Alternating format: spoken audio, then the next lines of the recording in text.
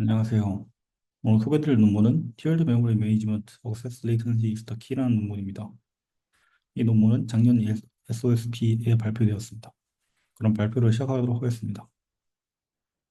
우선 본 논문에서 가장 중요한 키워드는 Access Latency인데, 구체적으로는 평균적인 Access Latency가 이 논문의 가장 핵심이 되고, Tiered Memory를 관리하는데 Average Access Latency를 이용해 모든 페이지 플레이스먼트를 결정하게 됩니다. 그럼 지금까지 티어드 메모리 매니지먼트에 대해서 간략하게 설명을 드리도록 하겠습니다. CPU가 있을 때 이 CPU에는 DDR 메모리가 장착되게 되는데 이 DDR 메모리 같은 경우에는 레이턴시가 낮은 대신에 확장성이 부족해서 용량이나 대역폭을 늘리는데 한계가 있었습니다. 따라서 이 DDR 메모리를 추가적으로 CXR과 같은 그런 추가적인 메모리를 사용해서 이 추가적인 메모리에는 레이턴시가 더 높지만 이런 확장성이 더 좋아서 대역폭이나 용량을 더 확장하기 이용했습니다. 이런 두 가지 티어를 사용해서 메모리를 관리하는 티어드 메모리 아키텍처가 등장하게 됩니다.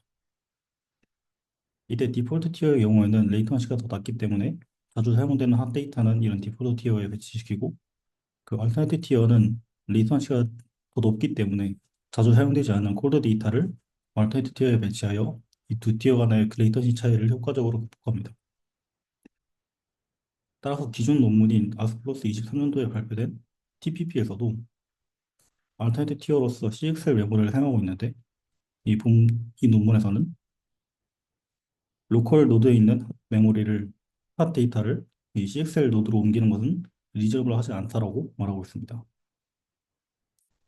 하지만 오늘 설명드릴 논문에서는 이러한 가정은 틀렸다고 말하고 있습니다.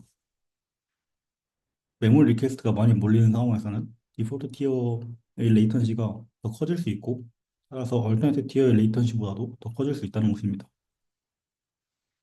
나아가 본 논문이 제시하고 있는 솔루션은 콜로이드인데 이 콜로이드 시스템에서는 밸런스 어세스 레이턴시라는 단 하나의 원칙을 준수하면서 페이지 플레이스먼트를 합니다. 즉 이렇게 차이가 나게 되는 두 티어 간의 레이턴시를 밸런싱 시킴으로써 그 전체 에버리지 액세스 레이턴시를 가장 최소로 만들게 되는 것이죠. 이때 콜로이드라는 말은 물리학에서는 교질이라는 뜻인데 이 교질은 이 소금물과 같이 완벽하게 섞인 화합물과 흙탕물과 같이 완벽하게 섞이지 않은 혼합물 그 중간에 사이에 있는 우유와 같은 그런 물질을 말합니다.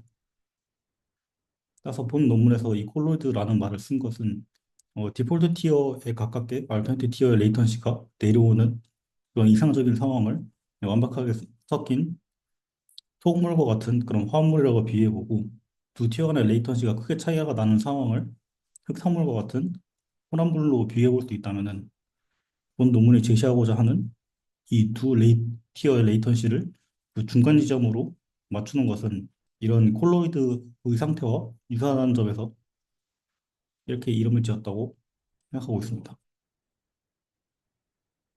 따라서 오늘의 주제는 다음과 같습니다. 우선 실제로 이런 일이 발생하는지 먼저 설명드리고 그 다음에는 이 각 티어의 레이턴시를 어떻게 효과적으로 측정할 것인지에 대해서 설명드리도록 하겠습니다. 그 세 번째로는 이렇게 측정된 레이턴시를 이용해서 어떻게 우리가 페이지를 배치할지 설명을 드리고 그 마지막으로는 실제로 어떻게 페이지를 찾아서 그들을 마이그레이트 시키는지에 대해서 설명드리도록 하겠습니다. 그래서 우선 실제로 그런 일이 발생하는지 확인해 보도록 하겠습니다. 이게 모티베이션 익스페리먼트의 셋업인데 소켓이 두 개 있는 서버가 한 대 있다고 했을 때 소켓 0번에는 32코어짜리 CPU를 설치합니다. 그 소켓 1번에 있는 코어는 사용되지 않는다고 가정하겠습니다. 그 소켓 0번의 메모리에는 32GB짜리 메모리를 장착하여서 이쪽에 디폴트 티어가 되고 그 소켓 1번의 메모리에는 96GB 메모리를 장착하게 됩니다. 따라서 소켓 0번에 대해서는 이 메모리는 리모트 소켓이기 때문에 이 메모리가 얼터너티브 티어가 됩니다. 그 코어 0번부터 14번까지는 워크로드 스레드를 실행시키게 되는데 이 워크로드 스레드에서는 72GB의 가상 메모리 공간에서 연속된 공간에 접근하게 됩니다. 그 이 공간은 24GB의 공간은 랜덤으로 선택된 그 핫데이터가 되고 그 나머지 48기가는 그렇지 않은 콜드 데이터가 됩니다. 따라서 이 핫데이터는 이 디폴트 티어에 전부 들어올 수 있지만 이 전체 워킹 셋에 대해서는 이 디폴트 티어에 다 들어올 수 없고 얼터너티브 티어까지 다 사용해야만 이 데이터들을 다 메모리에 적재할 수 있습니다. 이때 워크로드 스레드에서는 이런 핫데이터에는 93% 확률로 그리고 콜드 데이터에는 7% 확률로 접근하면서 64바이트의 오브젝트를 랜덤하게 선택된 64바이트짜리 오브젝트를 1대1의 비율로 리드 라이트 하게 됩니다. 그리고 코어 30번과 31번에는 매니지먼트 스레드가 작동하게 되는데 여기에는 기존의 티어드 메모리 매니지먼트 시스템들을 작동시키면서 가령 CM이나 멘티스, TPP 같은 시스템을 돌리면서 이 페이지 마이그레이션을 수행하도록 합니다. 그리고 코어 15번부터 29번까지는 회방꾼 스레드를 작동시키게 되는데 회방꾼 스레드는 디폴트 티어에 피딩된 500MB짜리 안타고니스트 버퍼에 세퀀셜하게 액세스하면서 1대1의 비율로 리드 라이트를 합니다. 따라서 이 회방꾼 스레드의 역할은 추가적인 메모리 리퀘스트를 발생시키는 메모리 리퀘스트를 그냥 컨트롤러블한 환경으로 구성하기 위해서 이와 같은 셋업을 가지게 되었습니다. 따라서 이것이 그 측정한 스루프의 결과입니다. 이때 베스트 케이스는 핫데이터를 디폴트 티어와 얼터너티브 티어에 0%부터 100%까지 10%씩 증가시키면서 매뉴얼하게 플레이스 했을 때 가장 스루풋이 높게 나왔을 때 스루풋에 해당합니다. 가령 모든 핫데이터를 얼터너티브 티어에 배치시켜서 스루풋을 측정하고 그 다음에는 디폴트 티어의 10% 그리고 얼터너티브 티어의 90%를 배치하여 스루풋을 측정하고 이런 식으로 각각 측정해 본 다음에 가장 스루풋이 잘 나왔을 때의 성능이라고 보면 되겠습니다. 그리고 가로축에 있는 메모리 인터코넥트 컨디션 인텐시티의 경우에는 이 사용된 회방꾼 스레드의 코어 개수라고 생각하시면 됩니다. 그래서 0x의 경우에는 이 회방꾼 스레드가 0코어를 사용했을 때, 즉 회방꾼이 작동하지 않았을 때, 그 1x는 5개 코어를 사용했을 때, 그리고 2x는 10개의 코어를 사용했을 때, 그리고 3x는 15개의 코어를 전부 사용했을 때를 나타냅니다. 이때의 결과를 보면은 저 베스트 케이스와의 스루풋 차이가 저 인텐시티가 점점 더 커감에 따라서 점점 증가하고 있는 것을 확인할 수 있습니다. 그 다음에 레이턴시 측정 결과입니다. 레이턴시는 초기 업로드 레이턴시에 비해서는 디볼트 레이턴시가 최대 5배까지 증가하는 것을 보여줬고 그 이때의 레이턴시는 얼터너티브 티어의 레이턴시에 비해서 최대 2.4배까지 증가하는 것을 확인할 수 있습니다. 또한 대역포 사용량을 확인해 본 결과 베스트 케이스의 경우는 초반에는 그 디폴트 티어의 대역포를 더 많이 사용하였지만 인텐시티가 점점 더 증가함에 따라서 디폴트 티어의 대역포 사용량은 줄고 얼터너티브 티어의 대역포 사용량이 점점 늘어나는 걸 확인할 수 있습니다. 이것은 인텐시티가 점점 증가함에 따라서 얼터너티브 티어에 더 많은 핫데이터를 배치시킨다는 뜻으로 해석할 수 있습니다. 하지만 기존 시스템들의 경우에는 인텐시티가 늘어나도 여전히 디폴트 티어에 더 많은 핫데이터를 배치시키면서 옵티멀하지 않은 성능이 나옴을 확인할 수 있습니다. 따라서 이렇게 레이턴시가 증가하는 현상에 대해서 이유를 말씀드리냐면 우선 CPU에서 메모리까지 가는 전체 아키텍처를 다음과 같이 요약해 볼 수 있는데 이때 코어를 연결하는 저 프로세서 인터커넥트가 있고 그 여기에 메모리 컨트롤러가 장착되어서 저 디램 모듈에 접근할 수 있도록 해줍니다. 이때 프로세서 인터커넥트나 아니면 중간에 DDR 채널들에 대한 밴드위스 세츄레이션에 의해서 레이턴시가 증가할 수 있습니다. 하지만 이러한 밴드위스 세츄레이션이 아닌 경우에도 그 접근하는 방식에 따라서 메모리 그 내부의 구조 때문에 채널 콘플릭트나 아니면 뱅크 콘플릭트 같은 상황이 발생할 수 있습니다. 이로 인해 그 레이턴시가 추가적으로 증가할 수 있습니다. 본 논문에서는 이렇게 두 가지의 원인으로 레이턴시가 증가하는 것을 메모리 인터커넥트 컨텐션이라고 명명하고 있습니다. 그럼 그 다음으로는 각 레이턴시, 각 티어의 레이턴시를 어떻게 측정할 수 있는지 설명드리도록 하겠습니다. 본 논문에서는 인텔의 캐싱 앤 홈 에이전트 CHA라는 기능을 사용합니다. 그래서 이 CH라는 것은 각 코어에 분배돼서 위치하게 되는데 각 코어의 LLC와 같이 위치되어서 그 특정 레인지의 피지컬 메모리 어드레스를 담당하게 됩니다. 본 그림에서는 피지컬 어드레스 레인지를 ABCD로 표현해 놓았습니다. 따라서 만약에 어떤 B라는 레인지에 대한 메모리 리퀘스트가 요청되었을 때 이 리퀘스트는 해당 레인지를 담당하고 있는 저 CHA로 포워딩 되게 되고 이 CHA에서는 LLC에서 해당 리퀘스트에 맞는 데이터가 있는지 확인한 다음에 만약에 LLC에도 해당 데이터가 없다면 이 리퀘스트를 큐잉해 놓은 다음에 이 리퀘스트에 맞는 티어로 리퀘스트를 포워딩 시키게 됩니다. 이때 CHA는 여러 가지 하드웨어 카운트를 제공해 주는데 본 논문을 사용하고 있는 것은 이때 큐에 대한 오큐펜시 카운트랑 인서치 카운터 두 가지입니다. 오큐펜시 카운트는 이 큐가 얼마만큼 찾는가에 대한 카운터이고 그리고 인서치 카운터는 지금까지 리퀘스트가 얼마나 들어왔는지에 대한 카운터입니다. 그래서 이때 OD하고 OA를 디폴트 티어와 얼터너티브 티어 각각에 대한 큐 오큐펜시라고 하고 인서치 카운터의 값을 특정한 시간으로 나누게 된다면 리퀘스트 어라이벌 레이트가 되는데 따라서 RD와 RA는 디폴트 티어와 얼터너티브 티어에 대한 리퀘스트 어라이벌 레이트로 가정하겠습니다. 그럼 이때 어떻게 각 티어의 레이턴시를 구할 수 있는지 설명드리도록 하겠습니다. 이때는 리트레 법칙을 사용하고 있는데 이 리트레 법칙에 대해서 간단히 설명드리자면 작은 가게가 하나 있고 여기에는 카운터가 하나 있어서 손님을 받을 수 있다고 가정해 보겠습니다. 이 카운터에는 한 번에 한 명의 손님만 와서 결제를 할 수 있다고 가정해 보겠습니다. 이때 한 시간 동안 10명의 손님이 왔고 그리고 각 손님은 평균적으로 0.5시간씩 그러니까 30분씩 이 가게에서 체류했다고 가정해 보겠습니다. 그럼 이때 저 카운터의 대기열 길이는 평균적으로 5가 되는데 이 값은 10과 0.5를 곱한 값이 됩니다.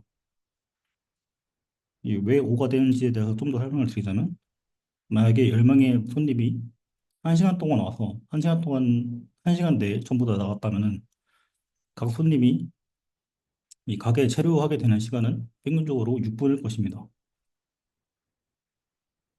하지만 실제로는 6분이 아니고 30분이 걸렸기 때문에 손님이 계산대 앞에 섰을 때 자신을 포함해서 5명이 계산대에 있기 때문에 각각 6분씩 해서 30분이 걸리게 되는 것이죠.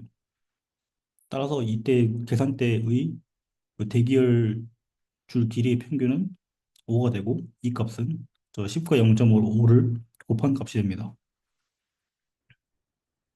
이것을 Q에도 적용시켜 본다면은 저 1시간 동안 가게에 방문하는 손님의 수는 메모리 리퀘스트 어레이블 레이트와 같고 그 손님이 가게에서 체류하는 시간은 메모리 리퀘스트가 큐에 저장되어 있는 시간과 같기 때문에 따라서 이 시간은 레이턴시라고 말할 수 있습니다. 그리고 대기열의 평균 길이는 큐 오픈 어큐펜스라고 할 수 있습니다. 이때 10과 0.5를 곱해서 5가 나왔듯이 저 리퀘스트 어라이벌 레이트와 레이턴시를 곱하면 큐 오큐펜시가 됩니다. 따라서 이 식을 정리해보면 레이턴시는 어라이벌 레이트와 오큐펜시의 비율로서 결정된다는 것을 알 수 있습니다. 그 다음에는 이렇게 측정한 레이턴시를 가지고 어떻게 페이지들을 플레이스하는지 설명드리도록 하겠습니다. 먼저 밸런스 레이턴시라는 그런 원칙에 대해서 설명을 드리자면 디폴트 티어에 있는 모든 페이지들에 대한 접근 확률을 전부 더한 것을 P라고 가정해 보겠습니다. 그럼 이 B 값은 디폴트 티어, 얼터너티 티어에 대한 리퀘스트 어라이벌 레이트 분의 디폴트 티어에 대한 리퀘스트 레이트로 나타낼 수 있습니다. 따라서 이때 두 티어의 평균 레이턴시는 디폴트 티어의 어셋 프로버빌리티인 P 곱하기 LD 거기다가 얼터너티 티어의 레이턴시를 구할 수 있도록 1-P 곱하기 얼터너티 티어의 레이턴시를 구한 다음에 합하면 될 것입니다. 따라서 이 식을 정리해 보면은 P 곱하기 LD-LA 플러스 LA가 되는데, 만약에 디폴트 티어의 레이턴시가 더 작다면은, 즉 LD가 LA보다 더 작다면은 해당 수식에 이 파트가 음수가 되기 때문에 P를 증가시키는 것이 전체적인 레이턴시를 줄이게 됩니다. 반면에 디폴트 티어의 레이턴시가 더 큰 경우에는, 즉 LD가 LA보다 더 큰 경우에는 이 부분이 양소가 되기 때문에 P를 감소시키는 것이 전체 레이턴시를 감소시키게 됩니다. 그럼 이때 얼마나 P를 증가시키고 얼마나 P를 감소시켜야 되는지 어떻게 할 수 있을까요? 이를 위해서는 바이너리 서치와 비슷한 그런 프로시저를 실행하게 됩니다. 이거에 대해서 간단하게 요약하자면은 고정된 시간 간격인 퀀텀에 대해서 매 퀀텀마다 이 프로시저를 실행하게 되는데, 이 프로시저에서는 델타 P를 계산하여 그것에 맞는 메모리 페이지를 마이그레이션 하는 방식으로 저 P를 조정함으로써 저 퀀텀이 진행됨에 따라서 레이턴시가 같아지는 지점인 이퀴밸런 포인트로 저 P가 수렴되도록 하게 됩니다. 그리고 이때 델타 P를 계산하는 것은 바이너리 서치와 유사한 방식으로 수행되는데, 따라서 어떤 어퍼 바운드와 로어 바운드가 있다고 했을 때 그것의 중간으로 P가 움직일 수 있도록 하는 값으로 델타 P가 계산되게 됩니다.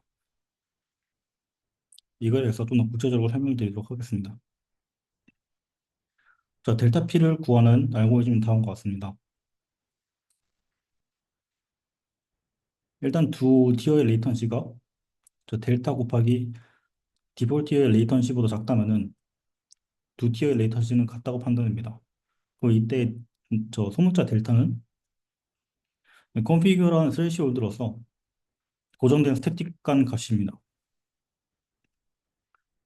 그리고 어퍼 바운드와 로어 바운드로 사용될 저 P 로어와 P 하이 값이 있는데, 이 P 로어와 P 하이는 각각 처음에는 0과 1로 초기화됩니다. 그리고 만약에 디폴트 티어의 레이턴시가 더 작다면은 저 P 값을 증가시켜주기 위해서 로어 바운드인 P 로어를 P로 설정해주게 되고, 만약에 디폴트 티어의 레이턴시가 더 높을 경우에는 P 값을 감소시켜주기 위해서 어퍼 바운드인 P 하이 값을 P로 설정해주게 됩니다. 그리고 P가 이 중간값으로 움직일 수 있게 하기 위해서 델타 P는 다음과 같이 계산됩니다. 이것을 그림으로 예시를 들어보겠습니다. 처음에는 P 로우와 P 하이가 모두 0과 1로 초기화됩니다. 따라서 이때의 델타 P는 0.5로 계산되게 됩니다. 만약에 저 델타 P에 따라서 P가 그대로 움직인다고 했을 때는 다음번에는 이전 델타 P인 0.5에 영향을 받아서 이제 P는 0.5가 될 것입니다. 그리고 이때 녹색 선이 이퀴리brium 포인트라고 가정했을 때, 그리고 만약에 P가 이 이퀴리brium 포인트가 더 높다면은 디폴트의 레이턴시가 더 높은 것이고, 그리고 이 이퀴리brium 포인트보다 더 P가 낮다면은 디폴트의 레이턴시가 더 작은 것으로 생각하게 된다면은 현재와 같은 상황에서는 저 P를 감소시켜줘야 하기 때문에 P 하이가 지금의 P 값인 0.5로 설정되게 됩니다. 따라서 이렇게 해서 계산되게 된 델타 P는 0.25가 되고, 다음에는 P가 0.25 감소해서 P 값이 0.25가 되는, 따라서 이때는 저 이퀴리brium 포인트보다 더 아래에 있기 때문에 저 P를 증가시켜주기 위해서 P 로우 값을 P 값인 0.25로 설정해주게 됩니다. 따라서 이때의 델타 P는 0.125로 계산되게 됩니다. 그러면 이것의 영향을 받아서 다음번 P는 0.375가 되고, 이때는 저 이퀴리brium 포인트보다 더 P가 위에 있기 때문에 P를 감소시켜주기 위해서 P 하위 값이 P로 설정되어 0.375가 됩니다. 이런 과정을 반복하게 되면은 저희 기브런 포인트로 P가 수렴해 가고 있는 것을 알 수 있습니다. 하지만 만약에 역사스 패턴이 바뀌게 된다면 어떻게 될까요? 만약에 핫 데이터와 콜드 데이터의 크기의 비율이 똑같다고 가정하고 다만 이 접근하는 어세스 패턴이 바뀐다고 했을 때 이것은 갑작스럽게 P가 바뀌게 되는 결과를 초래할 것입니다.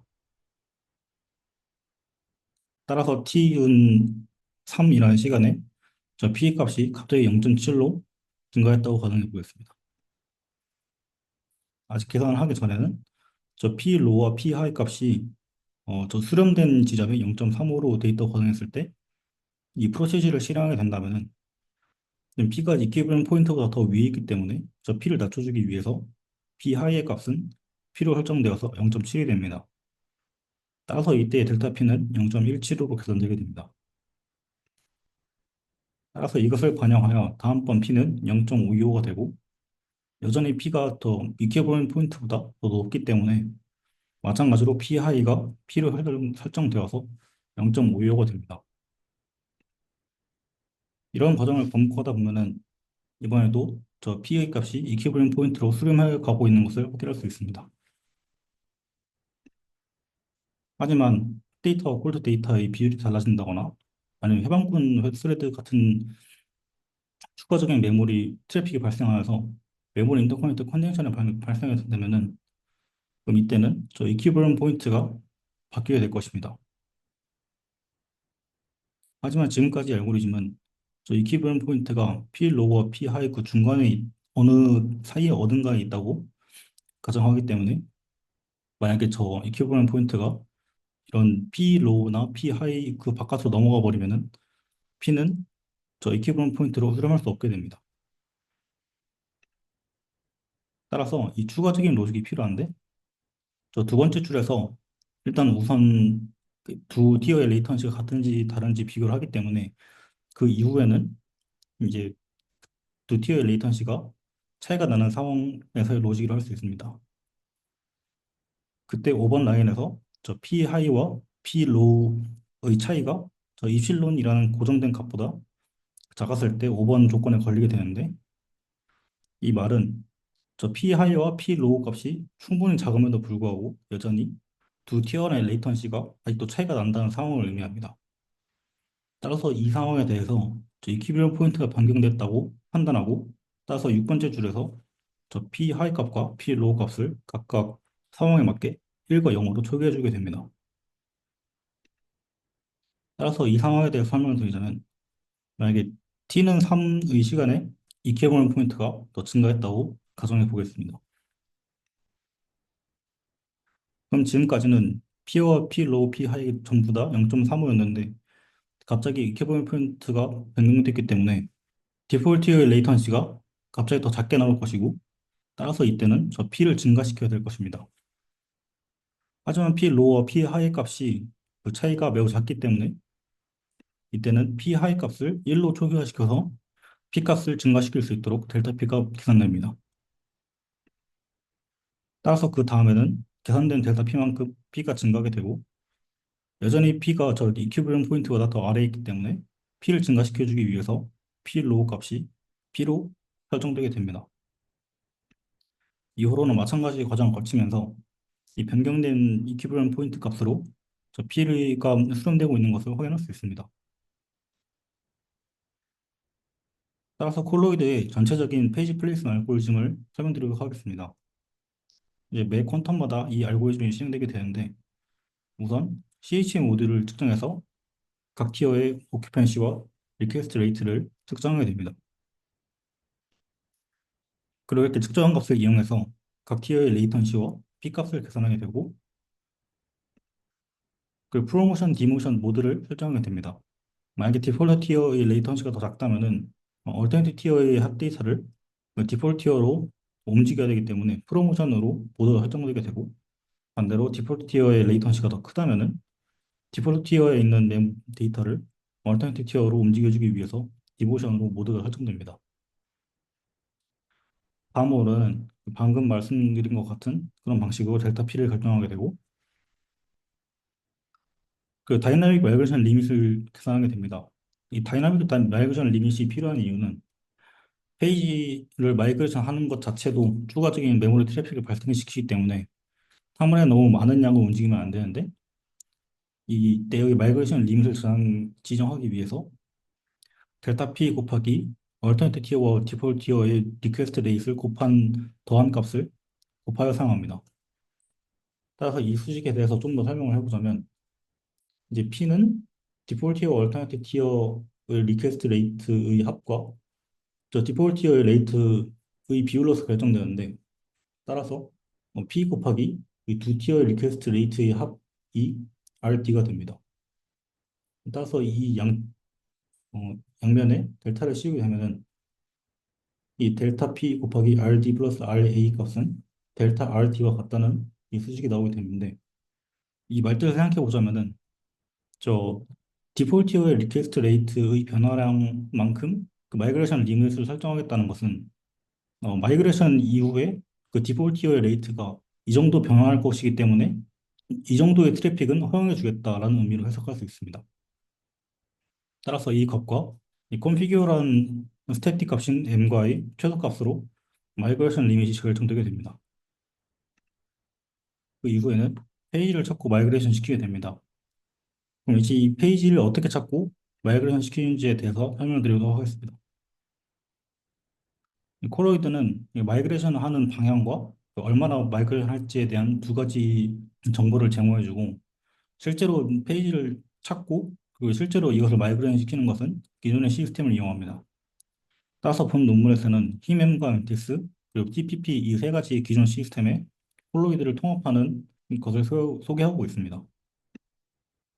일단 히멤 회사의 메모리 매니지먼트, 티어드 메모리 매니지먼트에 대해서 설명드리도록 하겠습니다. 히멤 회사는 프로세서 베이스드 이벤트 샘플링이라는 PEBS 기능을 이용해서 각 코어당 어떤 페이지가 접근되는지를 샘플링 해옵니다. 그리고 이 페이지에 대해서 어센스 카운트를 1 증가시킨 다음에 이때 어센스 카운트를 저 한데스 스레시홀드를 이용해서 각 티어에 대한 핫 리스트나 콜드 리스트로 배치하게 됩니다. TM에서의 한데스 스레시홀드는 스태틱한 값으로 컨피규어하게 바꿀 수 있습니다.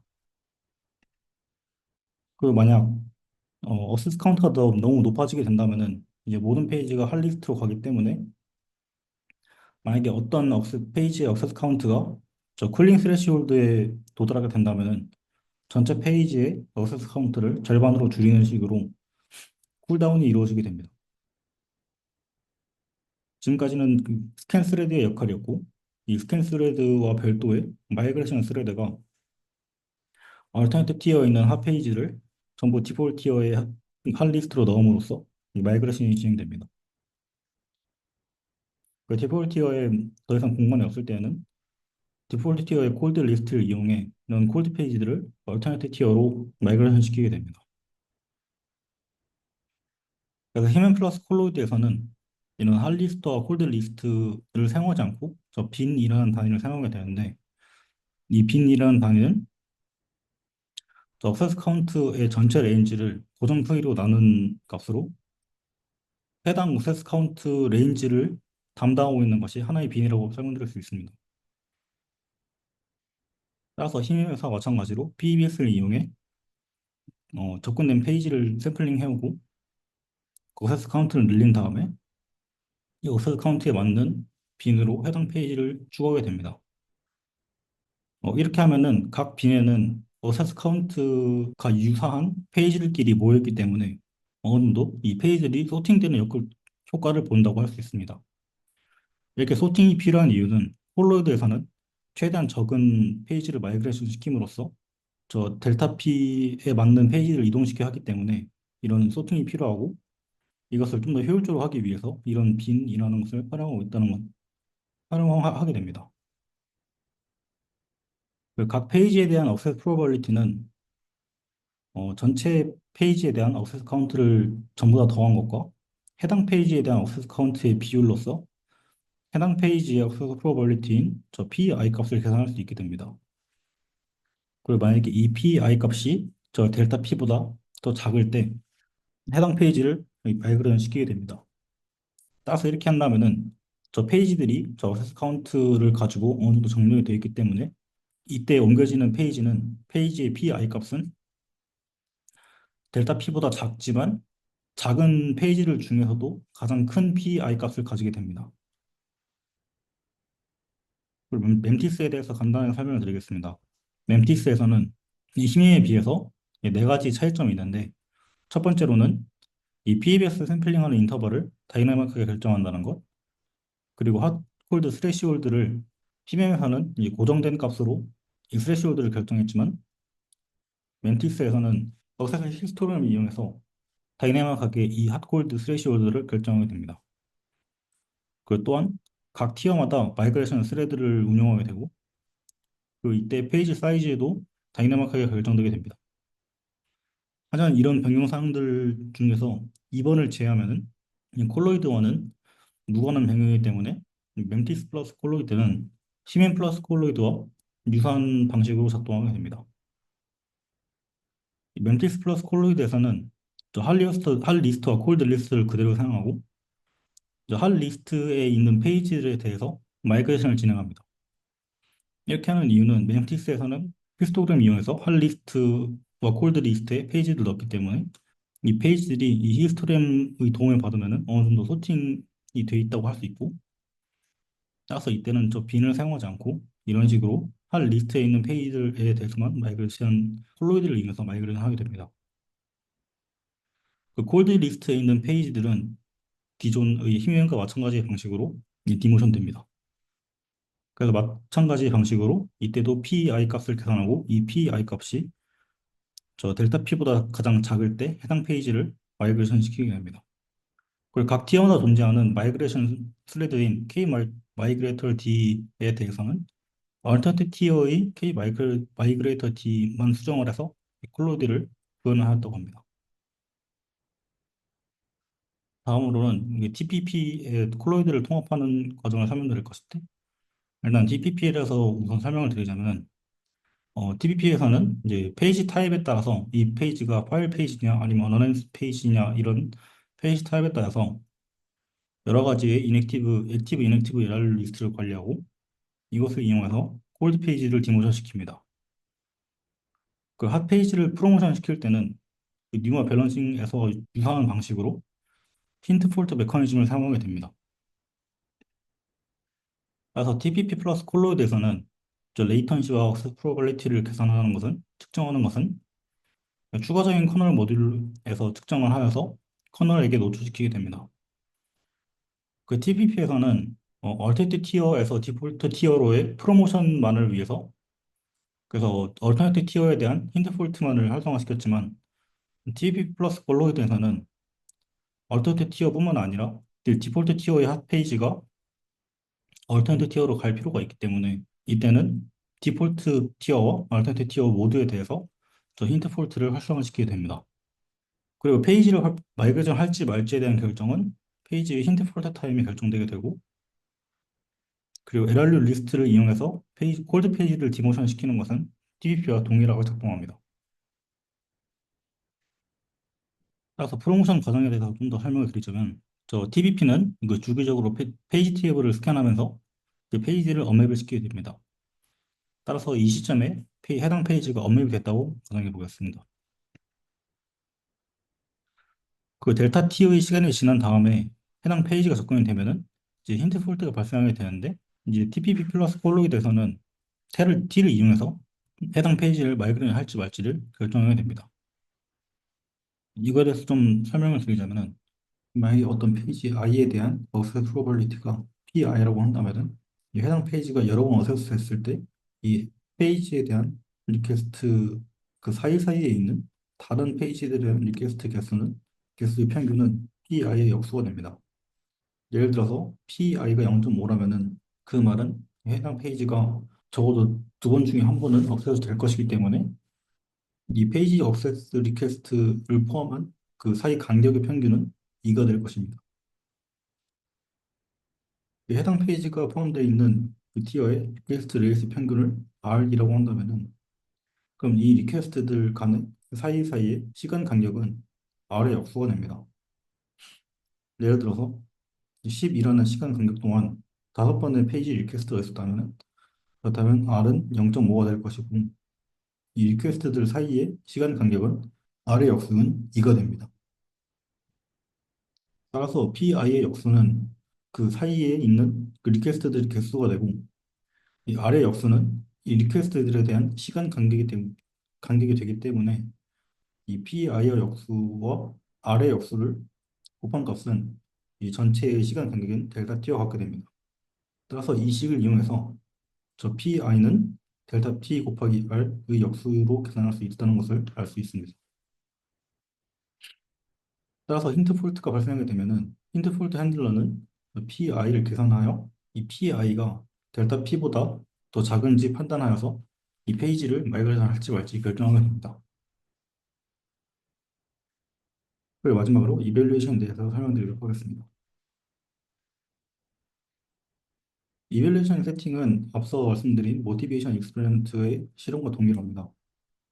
따라서 이때의 그 구체적인 하드웨어 정보는 다음과 같습니다.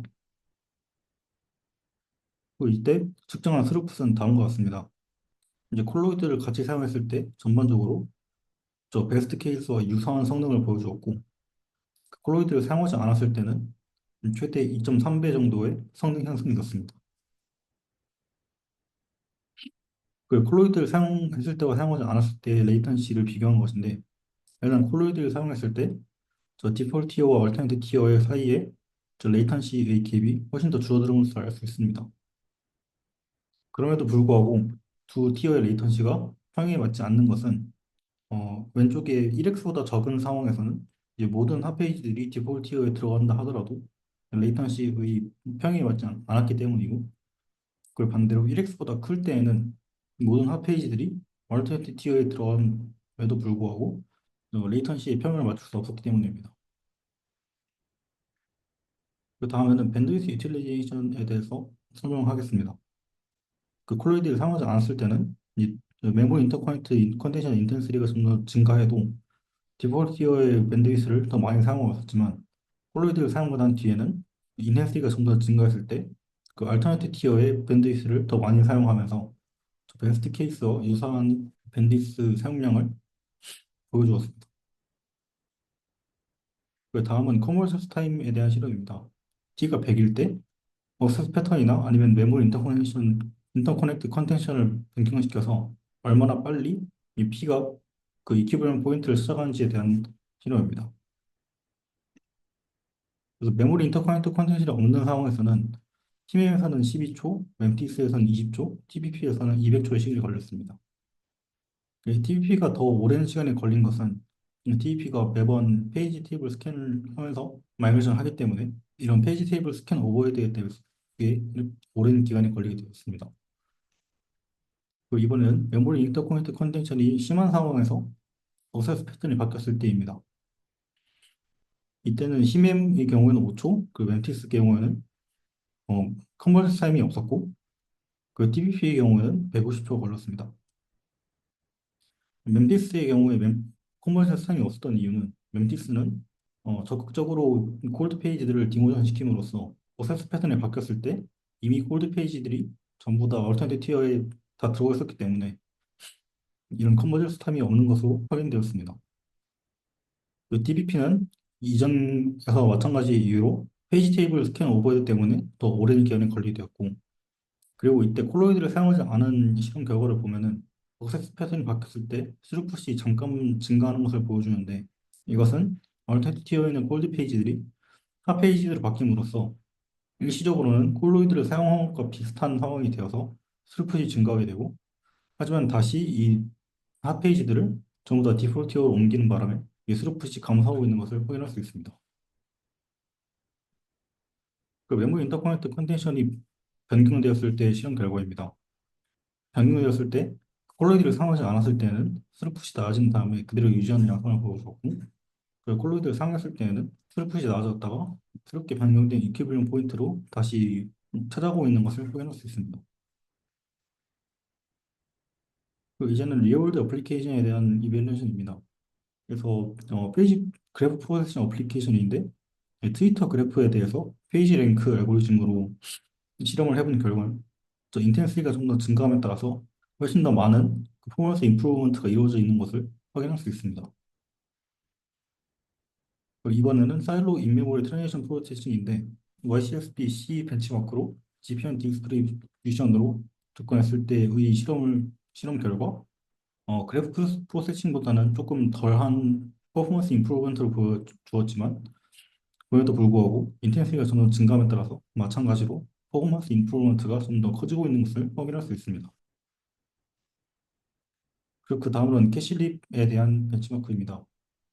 그래서 CMKV라는 워크로드와 캐시벤치 벤치마크로 캐시립에 대한 이벨루이션을 진행했을 때 마찬가지로 인텐시티가 점점 더 증가함에 따라서 홀로이드를 사용했을 때 퍼포먼스 임프루먼트가 마찬가지로 증가하고 있는 양상을 보여줍니다. 이것으로 발표를 마치도록 하겠습니다. 감사합니다.